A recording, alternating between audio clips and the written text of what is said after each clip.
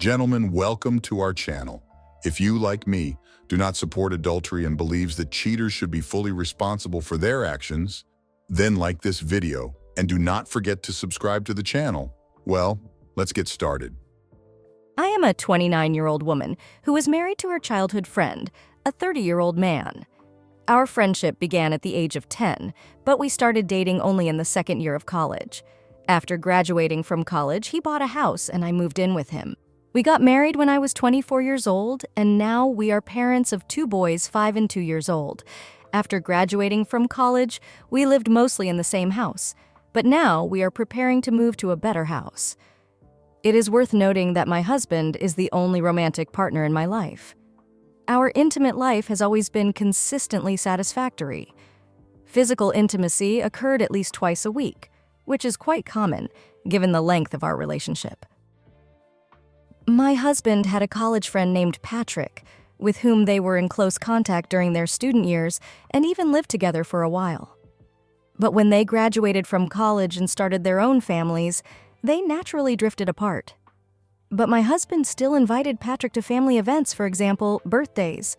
It should be noted that Patrick belonged to a different racial group than us, although this fact has no significance for our relationship. He always maintained a friendly demeanor when we talked to him. I never considered it in a romantic or emotional way until one day our family was in the process of moving into a new house that we had recently purchased. My husband and I took up cleaning the garage as we both had a difficult professional job that occupied our everyday lives.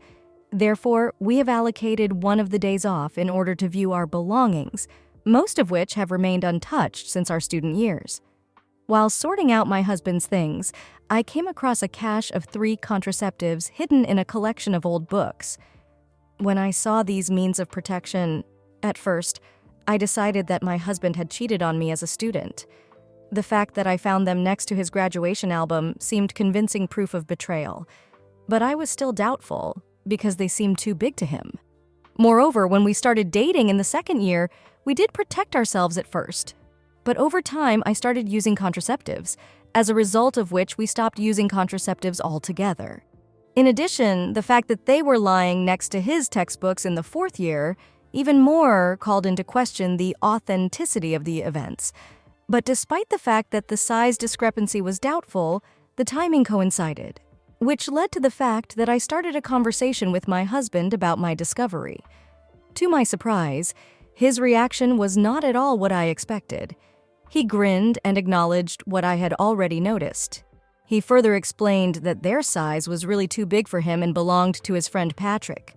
My husband thought it was amazing that they managed to hide them among the books. Curiosity got the better of me, and I asked why he kept them if they belonged to his friend. He explained this by the fact that it was widely known in their circle of friends that this friend had an unusually large joystick, which often became the subject of friendly banter. One day, his friend inadvertently left the contraceptives open, and my husband took it as a joke to tease him later. But over time, he really forgot about them. Although I was not entirely satisfied with my husband's explanation, I understood its plausibility. I understood that he was prone to periodic fooling, and making fun of him and his friends about this was not uncommon. After the episode with these fuses, I put him out of my mind for several months. But one evening, my husband invited his friend Patrick to join us at the sports bar to watch a football match.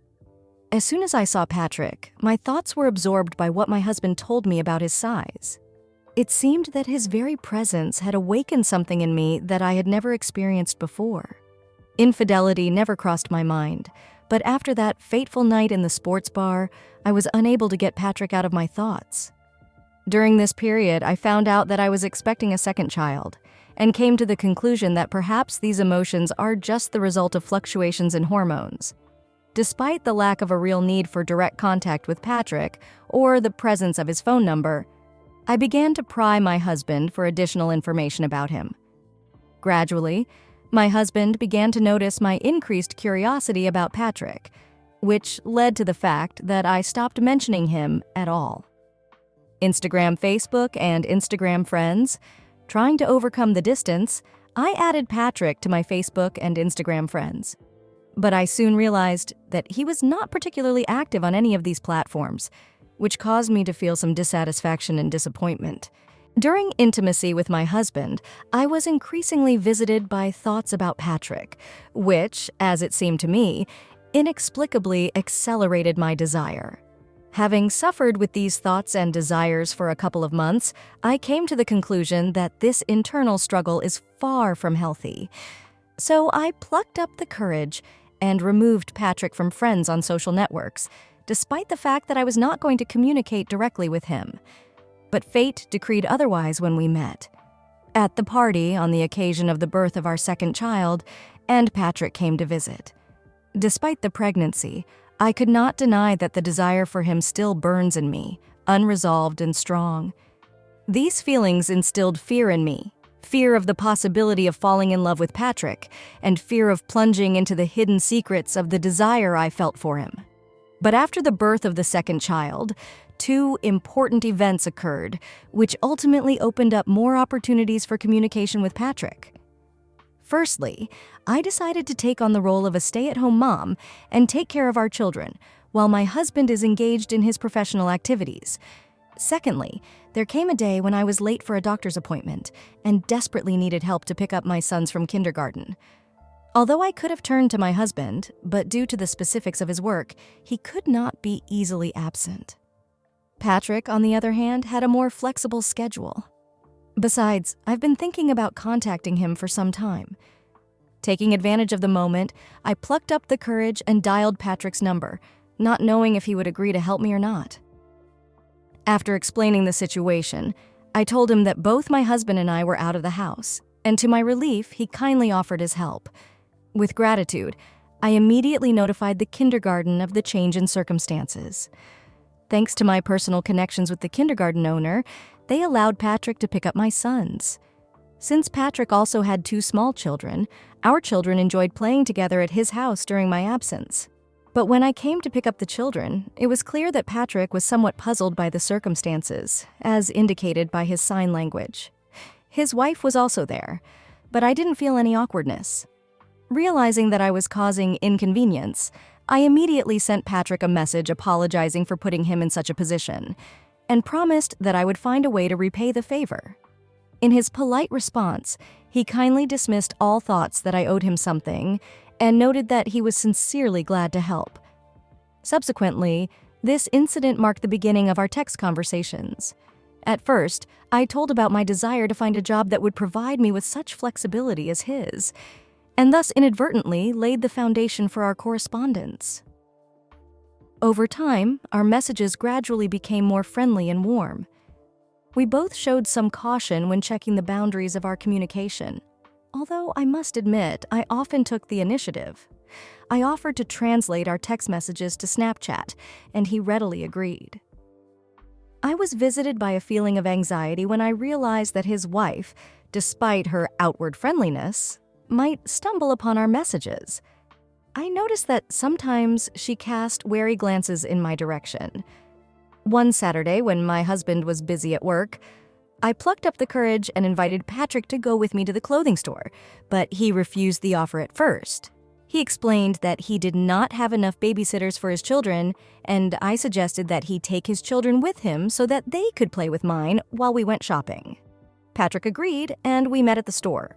As a rule, when buying used clothes, I tend to go to economy class stores or discount stores because I like to find great deals.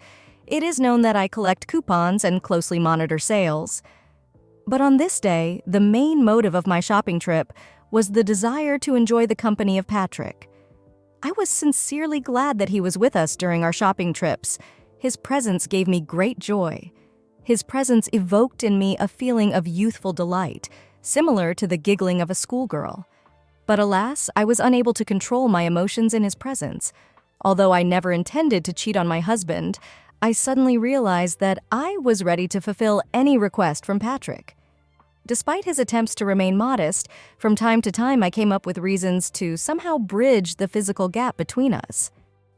My touching his back or arms lasted much longer than it should, especially when our children were busy and not very observant. I felt that he understood the direction in which our communication was moving, But what took me by surprise was the absence of his courtship of me or the refusal of physical contact. This pushed me to further expand the boundaries. After we finished shopping, he kindly helped me carry all the things I bought. When our children got into the back seats of their cars, I felt disappointed that he didn't take any steps as I expected. But he surprised me by offering to come and help me with the things I bought. As it turned out, I really didn't need any help. I couldn't contain my delight when he proposed to me, although I made a conscious effort not to accept him right away. In the end, I agreed. I understood that it was necessary to act effectively, since my husband was supposed to return home in about 5 hours. When we arrived at my house, we realized that our children were tired and decided to arrange video games for them in the playroom before starting unpacking and laying out purchases. When the children had settled down, Patrick and I started unpacking the boxes. I took the initiative, and he obediently followed me. When we entered the bedroom, I felt I had to explain to him that these were old clothes that I wanted to try on to see if they still fit me. I casually mentioned my desire to throw them away if they no longer fit me. In response, he confidently said that I would undoubtedly fit into these clothes again, and praised me, saying that I looked as attractive as when we first met many years ago. His words ignited a strong desire in me, like an uncontrollable fire. Overcome by a surge of emotions, I succumbed to their power and impulsively kissed him at the same moment. It is important to emphasize that up to this point, I had intimacy only with my husband. When Patrick's arms wrapped around my body during our passionate kiss, the strength and fervor of the sensations overwhelmed me both physically and emotionally. The feelings of passion and desire I experienced were unlike anything I had ever experienced. When he began to undress me, the anticipation of what would happen next intensified my feelings, and I realized that we were going to engage in a fight caused solely by physical desire. There was no love in it, no making love. It was an instinctive, primal desire that consumed us both. Seeing how he takes out contraceptives before our contact, I exceeded all my expectations and helped him realize those desires that I had long dreamed of. The intensity of passion I experienced at that moment was unlike anything I had encountered before. It was a deep, emotional meeting beyond simple description. The previous emotional experiences that I knew were described by love, tenderness, and intimate connection. But this was something else. My only desire was to enter into a passionate physical relationship with someone who shared my intense longing, and this experience was absolutely extraordinary. I felt the strength of his back under my hands, and every sensation was just great. A huge number of times I've experienced something, and it is difficult to accurately calculate. Every moment was in itself the highest bliss. We both understood how important it was to keep our meeting a secret, being aware of the consequences it could have for our marriages. When he left with the children, I felt that a huge change was happening in me. But when my husband returned home, I was consumed by an overwhelming sense of guilt, which prompted me to seek increased intimacy with him in order to calm my conscience. After the first meeting with Patrick, I realized that suppressing my desires toward him was an impossible task. Since then, my husband and I have continued to engage in intimate life, cherishing our connection, which we share as kindred spirits. But the craving for Patrick does not weaken, and we exchange messages and arrange meetings at least once a week. He became for me something like a casual indulgence during a strict diet, a necessity in order to feel him and feel like a desirable woman. My love for my husband remains unchanged, but this secret affair causes mixed feelings of guilt and forbidden excitement in me, which simultaneously absorb and capture me. Our affair lasted 5 months, and during that time we ended up at a mutual friend's birthday party.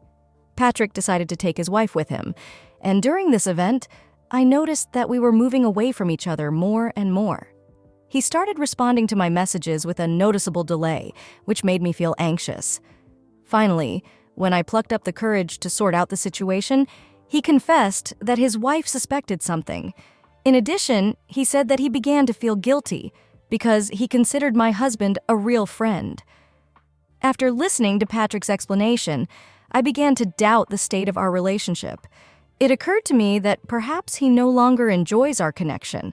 Perhaps it would have been wiser to leave everything as it is, but the need for a denouement forced me to act. I managed to convince him to meet me at a cafe with the intention of ending our affair. When we sat down at the table, he said that after celebrating the birthday of a mutual friend, his wife gave him a scandal caused by suspicions without concrete evidence. A feeling of regret shot through me, and I thought that some of my unintentional actions committed during the party could accidentally reveal our secret connection. Despite the situation, I managed to convince him that it would be better if we met one last time before parting forever. Although he doubted, he reluctantly agreed and took us to the hotel where we shared the last intimate moment. We understood that we could no longer put our marriages at risk. Just 5 hours after leaving the hotel, my heart sank when I received an ominous text message from Patrick consisting of just 2 words: "She knows." Panic overwhelmed me, and I desperately answered, asking in confusion, "Who knows?" In complete desperation, I immediately dialed Patrick's number in search of at least some clarification. With a heavy heart, he told me that his wife had found irrefutable evidence of our contacts. In her hands were the proofs of our meetings in the cafe, as well as our entrances and exits from the hotel. A deep sense of hopelessness gripped me when I thought about how this revelation might affect my own marriage if my husband found out the truth. Nervous, I asked if Patrick's wife was going to share these clues with my husband. He admitted that he was still struggling with the disorder in his marriage and could not answer my question yet. In a state of panic, my excitement took over, and I screamed loudly, begging him to immediately contact his wife with this question. Unfortunately, my excitement increased, and the volume of my voice increased even more. The tension reached its limit, and Patrick took offense at me, as a result of which he abruptly ended our conversation by hanging up.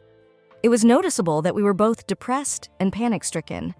Furious, I tried to contact Patrick by making additional calls, but he stubbornly ignored my attempts to get in touch. Realizing that I needed to make amends, I sent Patrick a message of remorse and apologies for allowing myself to vent my emotions ahead of time. But when I got home, I saw a terrifying sight. My husband was in tears. The evidence of my mistakes, which Patrick spoke about, lay before us. I saw for the first time how much my actions affected the person I considered my soulmate. Overwhelmed with guilt and remorse, we both burst into tears, seeking solace in each other's arms. I desperately begged him for forgiveness, but my husband remained inconsolable. It was at this moment that he gained strength and asked the agonizing question, "How long did our relationship last?" Realizing the seriousness of the situation, I made a difficult choice. I laid out the whole truth, confessing all the details of the betrayal. In desperation, I begged my husband to forgive me, promised to consult a psychologist, and take all necessary steps to restore the destroyed foundation of trust. That day was the saddest in my life, because I saw my husband's tears for the first time. In that agonizing moment, I felt the full scale of my betrayal, which was complicated by the fact that it happened to a man whom he considered a friend. The fear of condemnation and scrutiny that we will be subjected to if our secret is revealed has intensified our worries and cast a shadow of possible shame on our family. It was at this deep moment of reflection that I felt the stupidity with which my actions were full throughout the betrayal, and realized the emptiness that defined her existence. After 2 days of struggling with severe consequences, I actively took up the restoration of our broken relationship. Having decided to show my maximum readiness to save our marriage, I started looking for a marriage counselor and individual consultations for myself. It was very important for me to convey to my husband that I fully devoted myself to the healing and recovery process. In the middle of this journey, we were faced with a painful choice: to completely break off our relationship with Patrick. My husband courageously met with Patrick, expressing his deep disappointment and anger. Unexpectedly, Patrick took full responsibility for our affair, offering sincere apologies even in cases where the fault lay not only on him. Such a manifestation of responsibility speaks about his character and indicates that he understands the pain he caused. Hoping to save my own marriage, I focused my efforts on supporting my husband, realizing that Patrick's relationship may have already come to an irreparable state. And yet, despite 2 weeks of persistent attempts, my husband came to the conclusion that the most suitable option for further development of the situation would be a trial separation for 3 months. This period would allow us to assess the viability of our relationship and decide whether to continue our joint path or break up. Ironically, on the very day that Patrick's wife found out about his infidelity, she made the painful decision to leave him.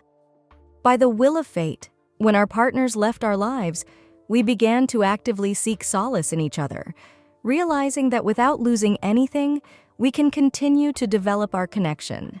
Secretly, we began to arrange a new meeting, unaware that Patrick's wife was watching his phone and found out about our plans. Without wasting time, she reported this information to my husband, and he immediately began the divorce process. Surprisingly, Patrick's wife decided to return to him and began sending me threatening voice messages, demanding that I stop all contact with Patrick under threat of reprisal. The loss I suffered was very hard. I said goodbye to the love of my life, as well as to Patrick. I tried to convey to my husband that my connection with Patrick is connected with his departure and my uncertainty about our future. Unfortunately, my husband is still determined to get a divorce, and it seems that my explanations do not touch him. Trying to influence his decision, I urged him to think about the welfare of our children. I suggested that we at least fulfill the promise of a trial separation before making final decisions regarding our marriage. Despite my request, my husband remained firm in his decision to divorce. In addition, he took the liberty to talk about my infidelity to my family, which, in my opinion, was unnecessary and should have remained our personal business. Looking back, I fully acknowledge the seriousness of my actions and deeply regret that I started this novel. But repenting of this, I cannot but wish that my husband approached the situation more delicately and cautiously. The weight of my actions weighs on me, and I long for the times when our relationship was simpler and filled with harmony. Don't betray your love like I did. Cherish your family so as not to suffer from the pain that I caused my husband. Gentlemen, thank you for your time. Put likes and subscribe to the channel. See you soon.